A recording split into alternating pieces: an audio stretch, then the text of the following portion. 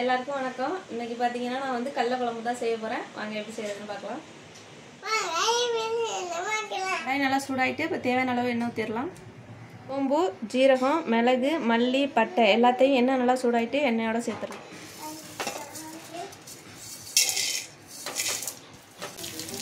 இன்னும் வெங்காயம் போட்டுக்கலாம். அடுத்து தக்காளி சேர்த்துடலாம். இது கூட கொஞ்சம் கருவேப்பிலை, குழம்பு மிளகாத்தூள், தனி மிளகாத்தூள், மஞ்சத்தூள் இருக்க தேங்காய் சேர்த்துடலாம். வச்சு அரைச்சி எடுத்துடலாம். தாளிக்கிறதுக்கு சோம்பு, ஸ்டார் பூ, ஒரு பட்டை இலை, வெங்காயம், பச்சை மிளகாய், இஞ்சி பூண்டு விழுது, அரைச்சி வச்சது எல்லாத்தையும் இப்போ சேர்த்துடலாம். ஊற வச்ச கொண்டக்கடலையை சேர்த்துக்கலாம். தேவையான அளவு தண்ணி ஊற்றிக்கலாம். தேவையான அளவு கல்லுப்பு.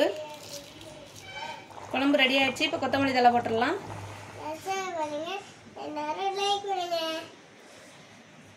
இந்த வீடியோ பிடிச்சிருந்துச்சுன்னா லைக் பண்ணுங்கள், கமெண்ட் பண்ணுங்கள், மறக்காமல் சேனலை வந்து சப்ஸ்கிரைப் பண்ணிடுங்க.